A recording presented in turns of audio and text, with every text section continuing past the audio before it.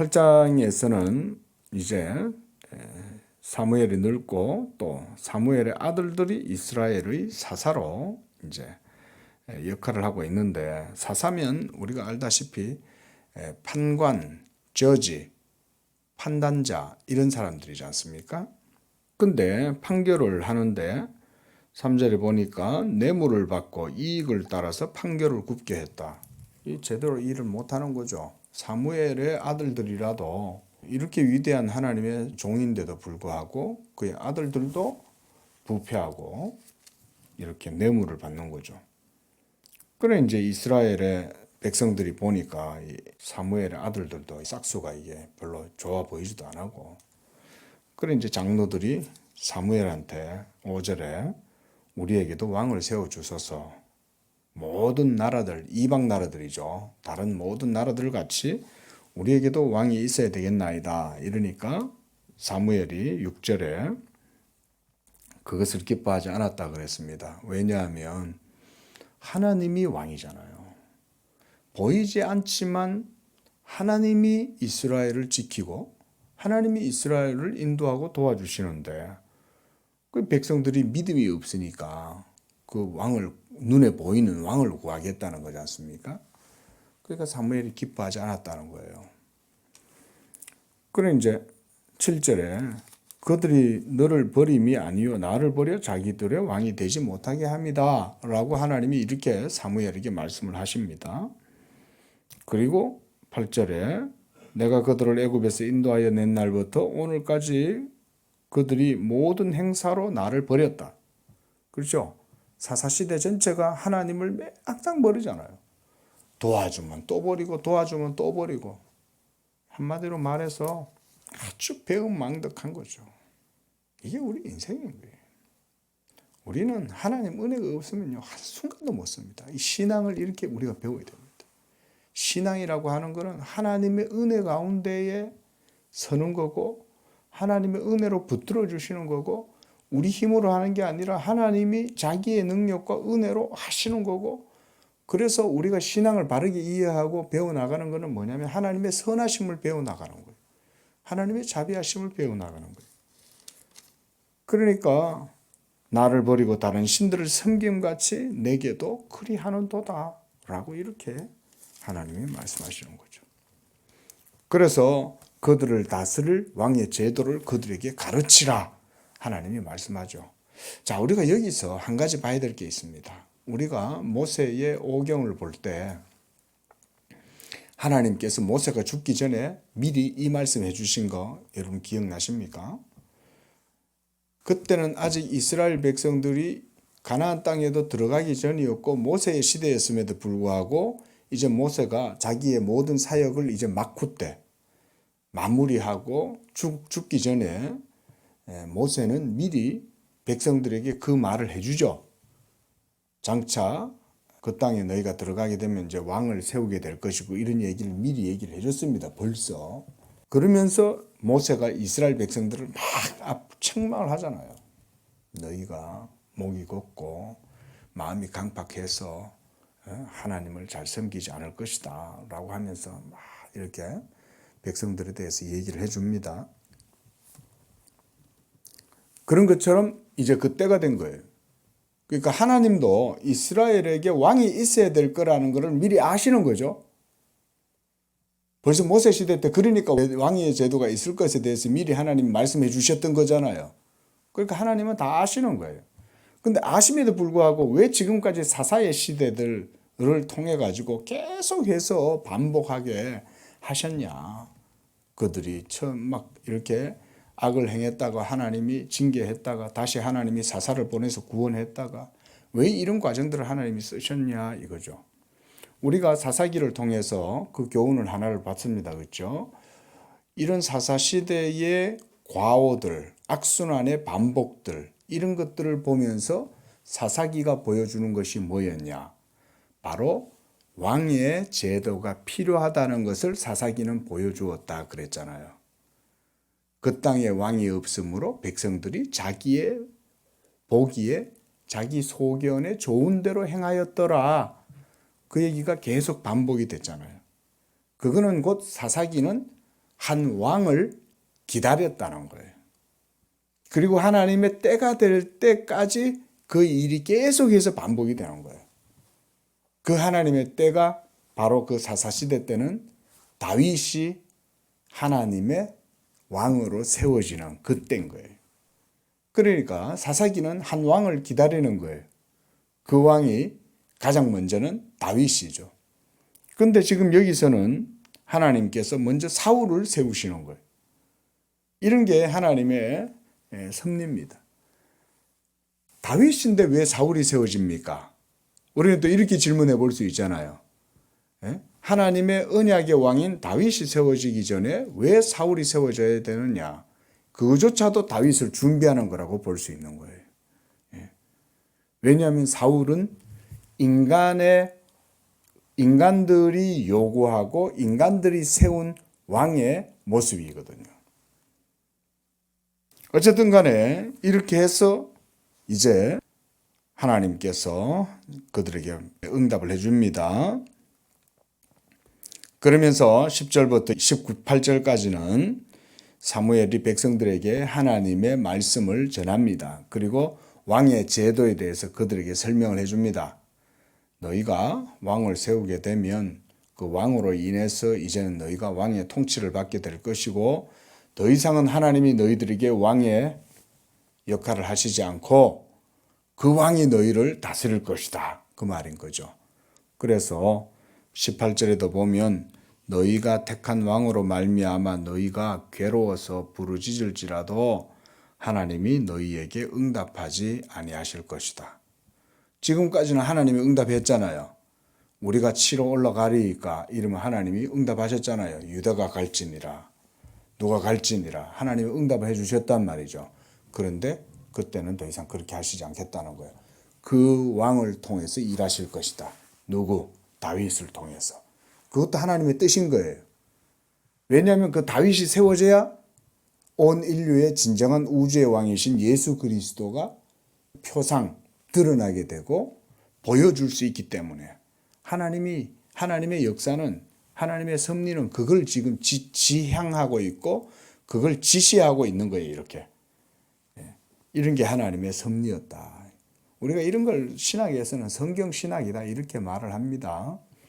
성경신학들이 바로 이런 것들을 우리에게 보여주는 거죠. 자, 그리고 이제 각기 이제 이스라엘의 모든 장로들이 각기 이제 다 자기 지파들로 돌아갔습니다. 자, 9장에서 이제 그 주인공 사울이 등장을 합니다. 보니까 베냐민 지파였어요. 자, 베냐민 지파도 여기서 잠깐 우리가 생각해야 될 게 뭐냐면 사사시대 때 베냐민 지파 큰 사건이 하나 벌어졌죠. 그렇죠? 기브아에 한 사람이 자기 첩을 이제 바람을 피우고 할 때 그 첩이 이제 막 집단 성폭행을 당해갖고 죽잖아요. 그리고 그 사람이 그 여자를 막 동강동강 내가지고 이스라엘 전체에 보내가지고 그것 때문에 이스라엘 전체 지파와 베냐민과의 전쟁이 벌어져서 완전 베냐민이 멸절되다시피 되었잖아요. 그때 멸절된 베냐민 지파 가운데에 남은 자가 800명이었어요. 그 800명 가운데 세워진 왕이 사울인 거예요. 그 사건이 마치 충동적이고 우연하게 일어난 것 같아도 하나님의 깊이 감추어진 섭리 가운데에서 하나님이 준비시켜 놓은 거죠. 사울을 하나님이 그 가운데 준비시켜 놓는 거죠. 그때 당시까지만 해도 아직까지 사울이 안 태어났을 수도 있겠죠. 왜냐하면 사무엘 이전 시대잖아요. 그 사무엘도 아직 안 태어났을 때였으니까 사울은 그때 당시에 태어나지도 않았지만 하나님은 벌써 그 베냐민 지파를 말하자면 일종의 거세를 하셨다 이렇게도 볼 수 있는 거예요. 그렇게 그래서 오늘 본문에서도 사무엘이 사울에게 네가 이제 이스라엘의 왕으로 세워질 거다 그러니까 사울이 뭐라 그럽니까? 나는 이스라엘의 가장 약한 지파 베냐민 가운데에 정말 아무 이름도 없고 그런 연약한 지파 가운데 있는데 내가 어찌 왕이 됩니까? 이렇게 하잖아요. 여기서 하나님의 섭리가 있는 거예요. 그게 뭐냐면 하나님이 왕을 사울을 택하여서 세우실 때 벌써 미리 바라보시는 거죠. 그리고 베냐민 지파 가운데에서 사울을 선택하실 때 이 사울이 왕이 되어지면 얼마나 교만해지겠어요. 그러니까 베냐민 지파를 하나님이 거세를 해가지고 아주 작은 지파로 만들어 버리시는 거죠. 그거조차도 사실은 그래 따지면 인간의 악함으로 인해서 이루어지는 거죠. 그죠? 베냐민도 악한 거잖아요. 그런데 그걸 통해 가지고 하나님이 가장 약하게 만들어 놓은 다음에 거기서 왕을 세우시는 거예요. 그렇게 해서 사울이 왕이 되잖아요. 그리고 사울도 자기의 약함을 고백하잖아요. 나는 우리 지파들은 가장 이스라엘 중에서 가장 적은데 어떻게 이렇게 작은 지파 가운데 왕이 됩니까? 하나님이 하시는 거죠. 하나님이 하실 때는 그래서 하나님이 자기 영광을 위해서는 다 낮춰요. 그래도 사울은 나중에 하나님을 반역하잖아요. 그렇게 하는데도 이런 게 하나님의 섭리다. 자, 이제 뭐 그 과정들은 이제 하나님의 섭리 안에서 사울의 아버지가 암나기를 잃어버린 거죠. 이걸 찾으러 이제 아들을 보내는데 아무리 뭐 산지를 돌아다녀 봐도 찾지를 못하는 거예요. 그래 이제 그들이 5절에 숲땅에 이르렀다 그랬습니다. 사울이 가던 사환에게 이르되 돌아가자.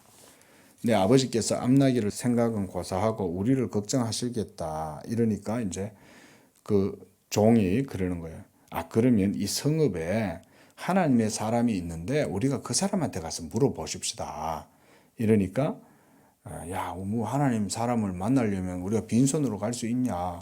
이때까지만 해도 보면 사울이 아주 그 행실이 겸손한 거예요. 그래도 우리가 누구 어른을 만나러 가거나 그렇잖아요. 현자를 만나러 가려면 뭔가 이게 드릴 게 있어야 되지 않냐. 그래도 이런 생각을 하잖아요. 내 손에 은 한 세겔 4분의 1이 있으니 이것을 하나님의 사람에게 드리고 물어봅시다. 그래서 이제 9절에 뭐 옛적에 이런 얘기를 합니다. 옛적에는 선견자에게로 가자 그랬다 그랬습니다. 자, 이런 이제 이스라엘 내에 관행이 있으니까 선견자한테 물어보러 간 거겠죠. 그때 벌써 하나님은 사무엘에게 사울이 올 것에 대해서 말씀해 주신 거죠. 야, 내일 이맘때 되면 이스라엘 왕이 될 사람을 내가 너한테 보내줄 거야. 벌써 사무엘은 하나님의 응답을 받고 기도하는 사람이니까 벌써 딱 준비하고 있는 거예요.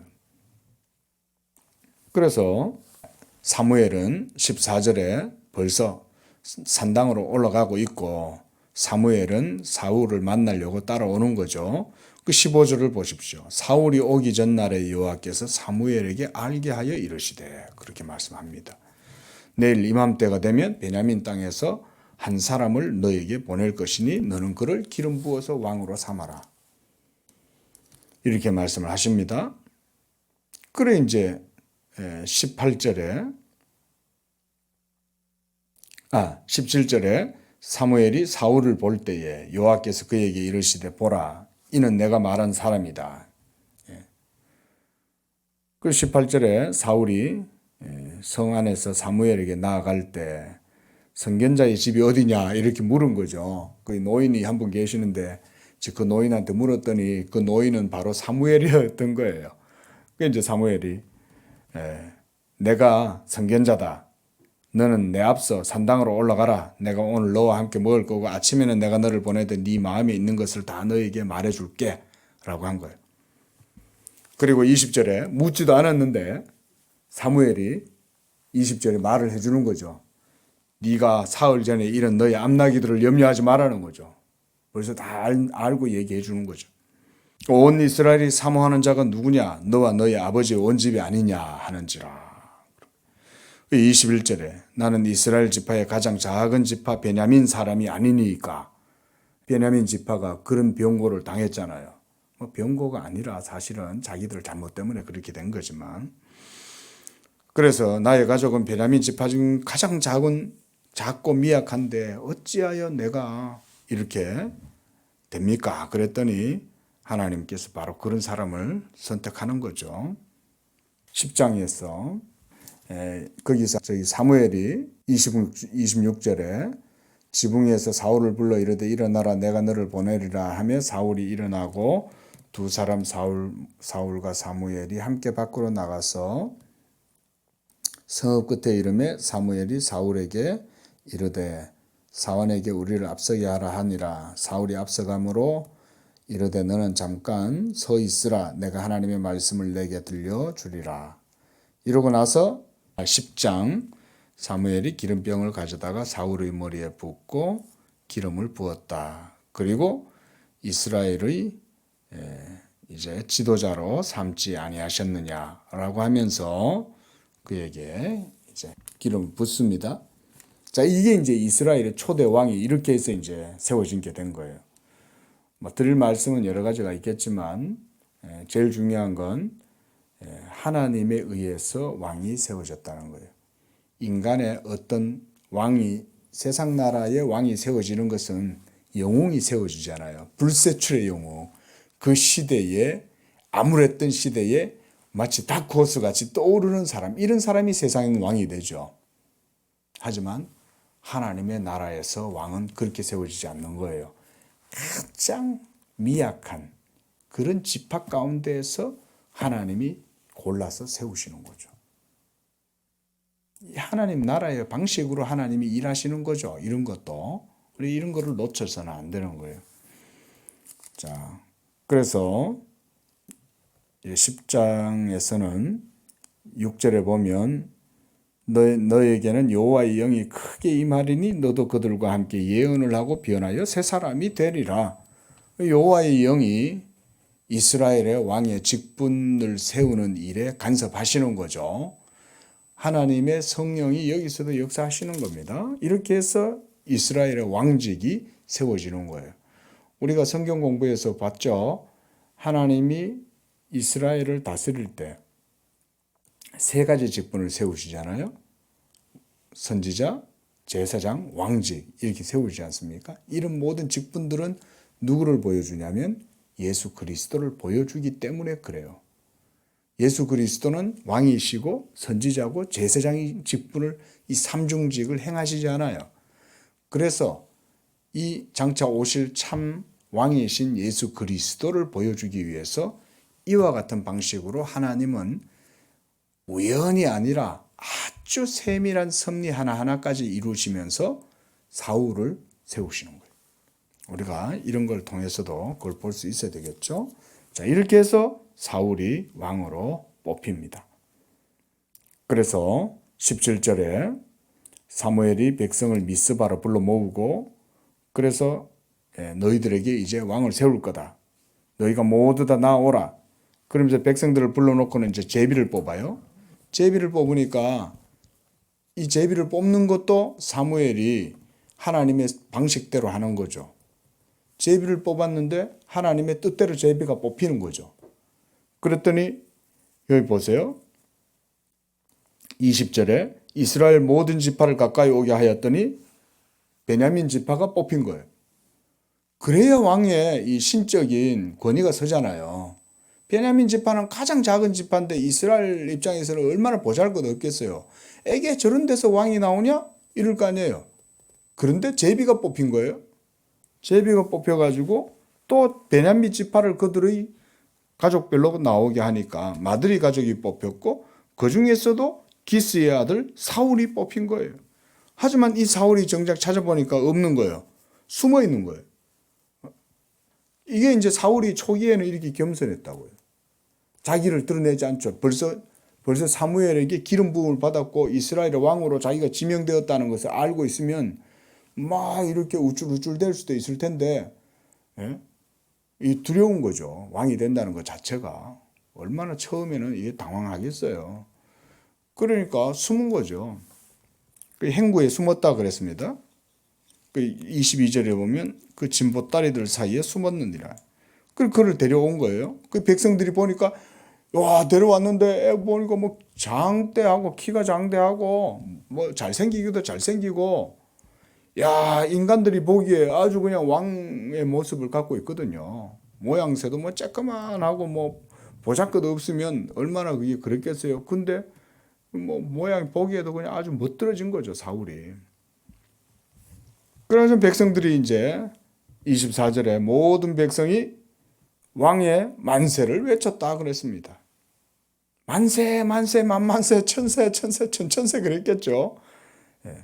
이렇게 해서 사무엘이 그 자리에서 왕을 사울로 초대왕으로 세우고, 그렇게 해서 나라의 제도를 백성들에게 말하고 그것을 책에 또 기록했다 그랬습니다. 역사에 그걸 기록해 놓은 거죠. 이런 걸 그냥 하는 게 아니잖아요. 그리고 사울도 기브아의 집으로 갈 때 마음이 하나님께 감동된 자들과 유력한 자들과 함께 갔다 그랬습니다. 하지만 벌써 사울에게 정치적으로 반대하는 그런 세력들도 형성되는 걸 볼 수가 있죠. 자, 이런 것들도 그냥 기록해 놓은 거 아닙니다. 그래서 이 속에도 다 의미가 있죠. 자, 이렇게 해서 이스라엘의 초대 왕이 세워집니다. 그러나 안타깝게도 우리가 알다시피 이스라엘의 초대 왕은 인간들의 요구에 의해서 세워졌다는 것을 하나님은 그거조차도 그냥 두고 보시지를 못하는 거예요. 너희들이 너희의 마음에 원하는 대로 왕을 세우지만 너희가 원하는 그것을 따라서 반드시 내가 징계할 것이다. 하나님의 섭리가 있는 거예요. 그리고 나는 내 마음에 원하는 자를 세울 거다. 이게 다윗이죠. 이런 것들이 하나님의 섭리입니다. 기도하겠습니다. 자비하신 하나님 아버지, 감사합니다. 이 아침에도 또 하나님께 나와 기도할 수 있는 은혜 주시고, 부족하고 연약한 우리들이지만 하나님의 선하심과 자비하심으로 우리들에게 은총을 베푸시고 이와 같이 하나님 백성 삼으셔서 하나님을 섬기게 하시는 줄로 믿습니다. 주여, 진실로 우리 성도들도 이와 같이 늘 하나님 앞에 겸손하고 낮아지고 무엇보다 하나님을 사랑하고 하나님을 기뻐함으로 오직 하나님께만 영광을 돌리는 그런 우리의 모습이 되도록 도와주시고, 그래서 오직 하나님만을 우리의 삶의 왕으로 모시고 그 하나님 중심으로 하나님께 영광을 돌리는 그런 믿음의 삶이 되도록 축복하여 주시옵소서. 예수님의 이름으로 기도합니다. 아멘.